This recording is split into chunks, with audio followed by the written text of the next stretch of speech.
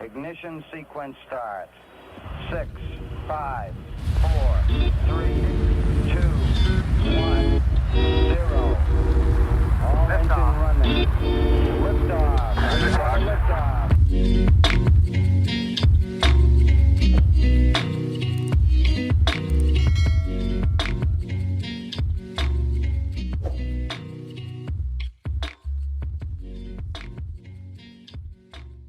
What is up, guys? You know the deal. Hunter Klein here, bringing you this week's episode of Interplanetary Monkeys, the podcast where we talk about who knows what. Who knows what, guys, but we're having fun with it. And people are reaching out, and I enjoy the communication from the community, guys. I really do. I really do. I used to say, you know, that stuff kept me going. I don't think so as much anymore. I do it for just the love of the process. But it does, it goes a long way. When people are getting positively impacted by the podcast, they enjoy things they hear, or it benefits them in one way or another. I think it's absolutely beautiful. I think it's absolutely beautiful. Big leaps in my life right now. I would say that my endeavors that I have going on in regards to the business and the leap and the investments and the expansion and the growth and the learning is what's really keeping me going right now. I'm very fortunate to be in one of the most invigorating parts of my life ever. I wake up with purpose more than I ever have. More than I ever have. I have a goal. I have a lot at stake. And life is just rolling. And in a time where, from the outside looking in, you'd assume that, you know, I'm not doing well. Or if you saw someone with my life, if I wrote down what I do on a daily basis on a piece of paper and put it on a poster for everyone to see, it would be overwhelmingly, how do I say, observed or seen to be very sad and negative. But god damn, are things rolling, guys. I'm extremely happy. But we'll save, the personal stuff for the end of the episode. I do want to focus more on starting with news, current events, and ending with more personal stuff. So that's what we're going to do this week, okay? That's what we're going to do this week. If you don't give a shit about what's going on in my life, you want a little update of the news, perfect for you. Hang around, pop out halfway through. And if you want to hear what's going on with my endeavors, well, you got to wait it out, bud. Sorry, but not sorry. Now, I saw a piece of content on my social media this week that I think is seemingly small, but actually huge. And that is Will Smith goes into the Metaverse. So first off, we all know, and if you don't know, now you know, we all know how good Will Smith's social media game is. This guy leverages his extreme financial wealth and stability to create some of the best content on the internet. It's very obvious this guy has a editing team, a team that is just designed and paid to create cutting edge, very Zoomerish, pushing the envelope social media content where there's a lot of edits, there's a lot of work that goes into it, and it pays off. It's this perfect mixture of Zoomer content creation that makes it's very consumable for normies or normal people that just averagely browse the internet. And he's wrapped it all in his personality and stamped his face on it. Right, so it's a lot more accessible by older generations. Crazy edits. I'm sure he has TikTok. I have no idea. I'm not really on the app, but I'm sure he does. But the man has influence. Okay. And the reason we're talking about this is because Will Smith has influence, specifically for older generations on apps like Instagram. All right. It's very rare. I would assume it's very rare for, someone above the age of 30 to go on Instagram and really appreciate a piece of Zoomer content from an 18-year-old content creator. But when Will Smith, the actor we've all looked up to, appreciated his work for decades, does some of these more Zoomerish, cutting-edge social media posts, they love it. Older people eat it up. Okay, older people eat it up. And this means that when he dives into topics that might not be as accepted by older generations, it makes a huge impact, guys. I don't think it's far off to assume that this idea of the metaverse and virtual reality and us beginning to live our lives in a digital world is not too welcomed by older individuals in society. I don't think it's too far to assume, right? They're not really too susceptible to picking up new trends. Obviously, this is huge, right? The idea that we will buy land in a virtual space, that we might start a business in a virtual world. It's just very far out for these older end generations, and that's okay. I don't mean to shit talk here.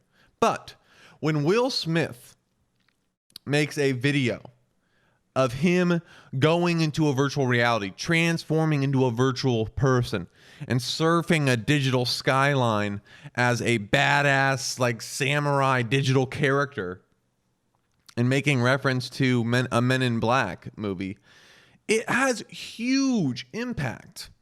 It really does. So for you that haven't seen the video, it's almost like a Ready Player One-esque video of Will Smith becoming a virtual character, saying, like, check this out. He's in his living room, becomes a virtual character, and then he's like almost surfs or glides through a city skyline. And at the end, he pulls out one of those, like, Men in Black sticks and says, "You've seen too much," and flashes you, as to imply he's erasing your memory. Okay, and it's just so cool. And the reason I want to talk about this, and the reason I think this is so important, is because it gets boomers excited about this technology. It really does. And it really brings to light how real this stuff is. How real this is getting. Guys, with Facebook announcing Metaverse, one of the largest social media companies, one of the largest digital companies in the world, announcing their adoption of virtual reality, it puts such a driving force behind this movement and this technology. This is going to happen quick, okay? And along with Will Smith's exciting post, I mean, mainstream media since Facebook's announcement won't shut up about metaverse cryptos, currencies that you can use in virtual reality lands and metaverse land being sold for millions. There are literally there's like sections of metaverse land or land, virtual land in digital spaces, digital cities.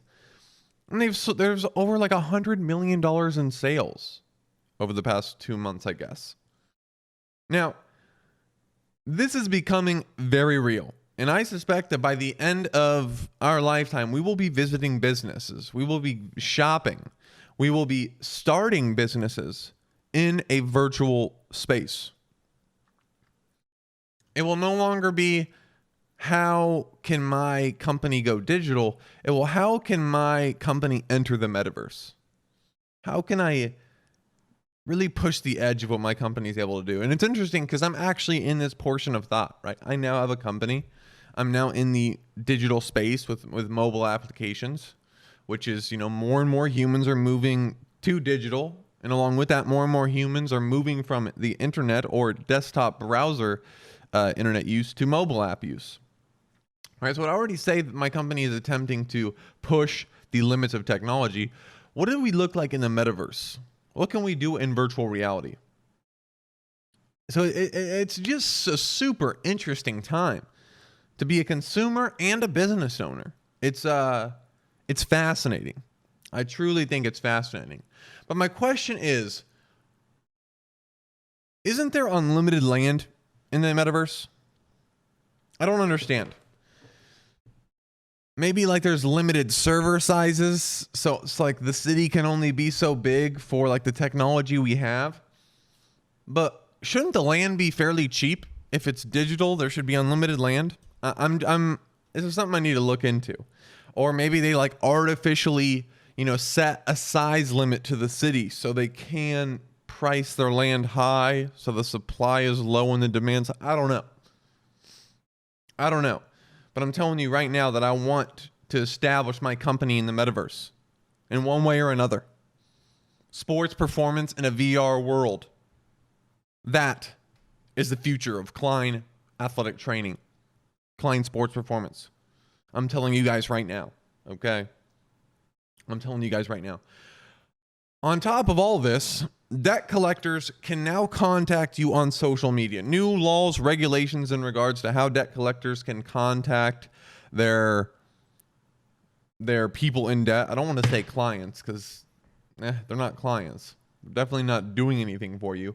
But yeah, debt collectors can now contact you on social media. And when I read this, my first thought was, of course, uh-oh. Okay, time to set some chat restrictions on socials.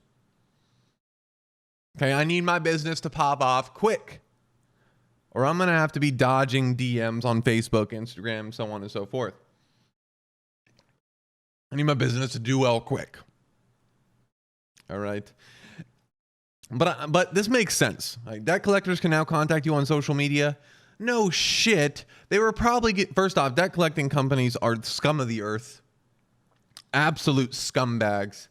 If you work for a debt collection company, I lose some respect for you. Okay, literally preying off of people's debt, buying it, and I don't even know how they make more money off of it, but I know it's scummy. Do something that helps society. Okay, you're not. You're literally just preying off people that are unarguably in some of the worst spots in their life. But as much as I hate these companies, it makes sense. For these companies to exist, they need to be able to contact their people in debt. And no one uses phones anymore. We're on WhatsApp, we're on Facebook, we're on Instagram DMs. We're the fact that debt collectors, I'm assuming we're still restricted to just phones is, pretty hilarious. I'm sure it was having a insanely negative impact on their company, which I'm glad. And again, I think they should go down. I think they should be gotten rid of, but it makes sense that they should. For a business like this to exist, you should probably have access to be able to contact people where they spend a majority of their time, right? We're out of the age of cell phones, where a company or a rule you can only contact them over phone would have been fairly useful 10 to 20 years ago. But especially with technology now, I don't even get calls from people that I don't know. Google does such a good job of screening and just auto senses that something's scam, and I don't even get a notification. Or what if I do, it just says scam on the phone. It's beautiful. It's absolutely beautiful. But yeah, heavy technology episode today. It's things are getting interesting. It's almost as if there's just this perfect storm for advancements in technology right now in the world.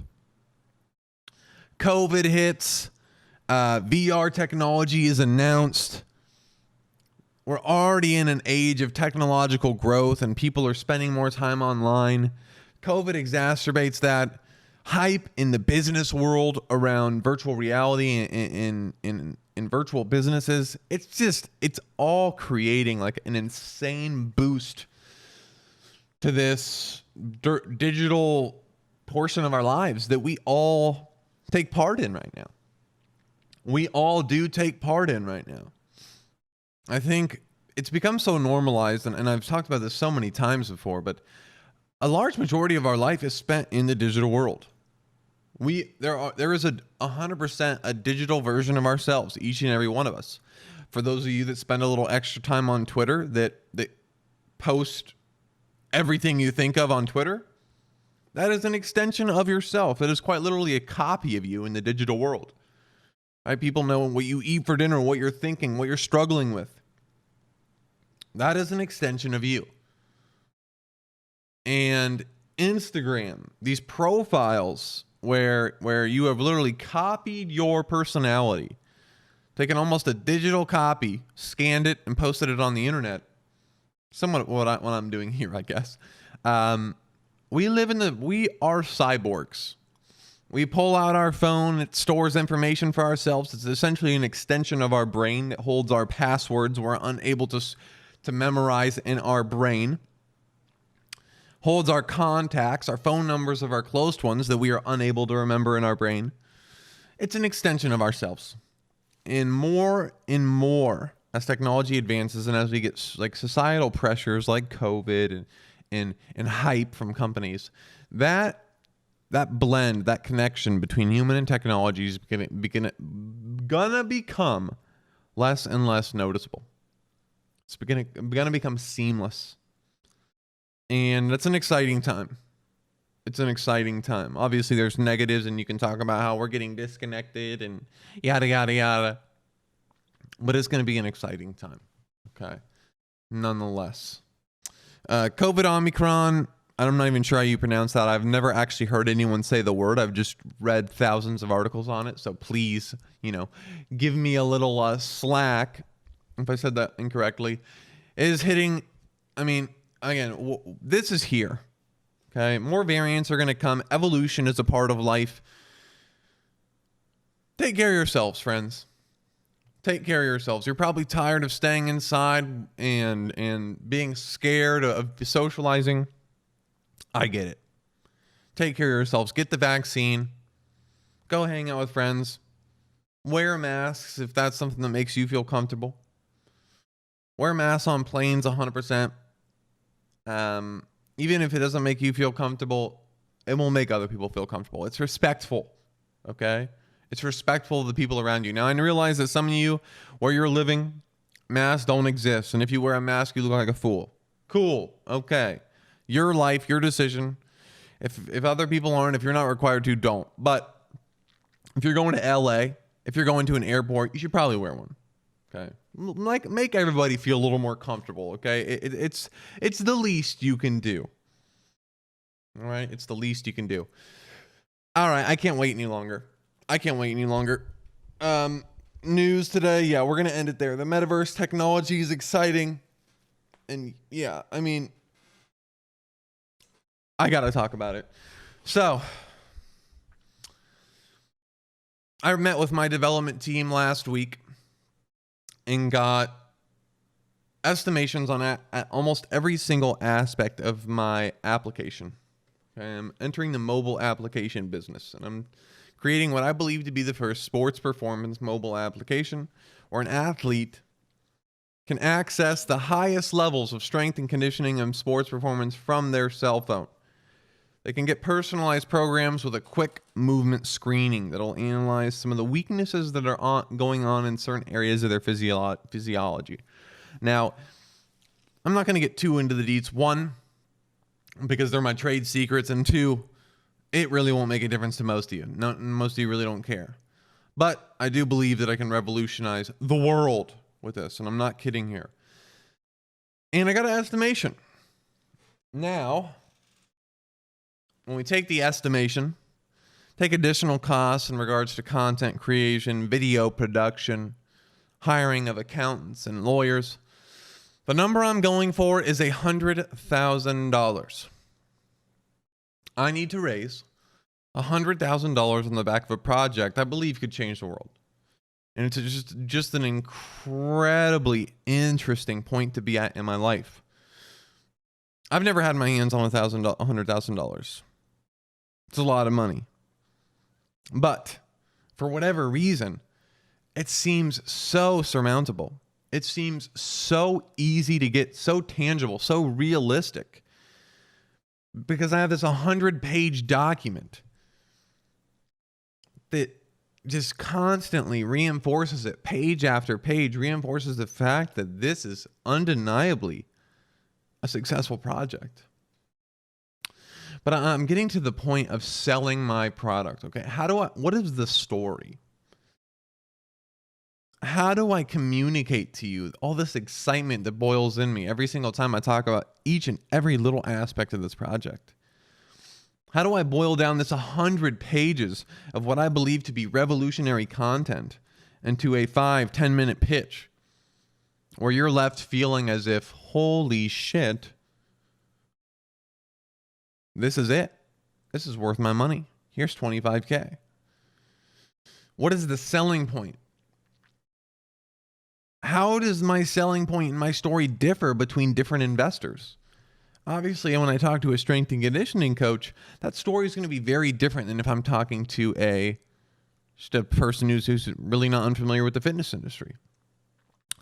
It's a very interesting point, a time to be at. And obviously, an aspect of this is selling myself. And one of the reasons I'm so confident in my ability to get this 100,000. Now, it's very possible this isn't very easy, okay? And this doesn't work out as I have in my head. But I've sold myself constantly in the past, okay? And I don't want this to sound like I'm getting egotistical, but I do want to let you guys know, I want to give you past experiences that are leading me to believe that this is 100% possible. Okay. First off, I have never applied for a position and not gotten that position. I've never gotten to an interview process where I talk one-on-one with a human about an opportunity and not gotten the opportunity. I believe that I have a very innate ability to sell myself. Okay. And here's the interesting part about this project. I don't think I really even have to sell it. I don't think I have to paint this story perfectly or, tell you all, the possible positives, or I think the story sells itself. That's what's so interesting to me. Not only can I sell myself, and based on my past experiences, I'm confident in my ability to do so. But combine that with the fact that I think that I could just drop this product in front of someone without saying a word, and you would instantly want to buy in. It's this combination of just incredible factors that go into this product that I'm very, very confident in. And I have a handful of people that if things go as planned, I believe will want to get involved, making that $100,000 very surmountable. And then the pressure creeps in. Right. Obviously, you guys know me. I'm an overthinker, and I think ahead about things that I probably shouldn't. And last night I was laying in bed thinking about having $100,000 in a business bank account and the amount of stress that would put on me for my investors. I don't want to let people down, especially because the investors are people I know, I'm familiar with, that know my past, that believe they can, they should invest in me. And it's a stressful time. And obviously when I was laying in bed last night thinking about having $100,000 in a bank account with a bunch of people counting on me, relying on me to do something positive with their money, fear creeps in. Not so much doubt, but fear creeps in. And just naturally with this fear, you start to doubt things. Do I want to do this? Can I pull this off? Yes. Will it work? I don't know. But the thought that instantly crushes all doubt and fear, 100%, without a doubt, I'm not even lying to you guys to sound like tough or confident or successful. The thing that 100% I can tell you straight to your face that crushes that fear is what else? What else are we going to do? Are we going to just stop this process and give up and just not take risks and go sit down and play fucking League of Legends for the next 20 years and watch Netflix series and show up to work like, hey guys, hope I get a promotion this year. All right, Don, no promotion? All right. No, we are not going to do that. That's not even in the question. There is no other option other than to go full steam ahead on this project and give it everything I have. The risk is absolutely needed. And we are going to do everything in our power to make this happen. $100,000 is the goal. I believe that with $100,000, I can create the best sports performance app ever created. And I can get this product to around $30,000 of income per month. Around $360,000 a year. I do believe that. I've done the numbers. I have pages and pages of data and statistics backing up these claims. I truly believe, guys. I truly believe. And yeah, if you want to invest, reach out, please. Okay. Another interesting revelation I've had this week. You know, I've talked a lot on the importance of a social life and how I am missing out on that aspect. And how I think I could be positively impacted by more of a social life. Because to be honest with you guys, there's days I go without talking to people. Like I mentioned previously, I went the entire Thanksgiving day without talking to another human. But I want to tell you guys something. I think there is extreme value in isolation. For me specifically. And this is a very vague and interesting conversation to have. So I'll try my best to put this into words. But there is extreme value in isolation for me. I feel rewarded for not talking to other humans in regards to focus and my inner thoughts towards my goals. There is almost a reward system. Very odd, and I know this sounds weird, but I feel as if by talking to other people, by getting away from my work, my desk, my apartment, going out, going to the bar, I fall out of the golden little rut of focus that will take me to the promised land. When I am by myself, when I'm in my apartment alone, when I go days without talking to people, I'm in this echo chamber where I'm constantly looking at my work, being reinforced by my work, and telling myself and believing that this is going to change my life. This is it. This is going to change it. And for whatever reason, when I go talk to people, and I think the type of person I'm talking to is important here, but for now, I'll leave it out. When I go out and talk to people, when I get out of this work mode, I lose that rut. And I have to find it again when I get back to my apartment, when I get back to work, when I end the weekend. And it feels as if I'm wasting time. I want to just stay in that rut. I want to maintain this level of optimal focus so I can give this project the best chance of succeeding. It's almost like playing a sport. You ever played a sport or a video game? Anything that requires your attention and skill. And you get into what you would call like the flow state. Let's say you're a quarterback in a football game and every single pass you throw is spot on. And for whatever reason, you can't exactly put your finger on it. But you know every single pass you throw for the rest of the game is going to be a perfect throw. Let's say you're batting in baseball and every single time you get up to the plate, you're seeing the ball perfectly. Things are just going incredibly well for you. You know you're going to smack the shit out of every ball that comes across the plate. It's hard to put words on it, but there is this incredible confidence that leads to flawless execution.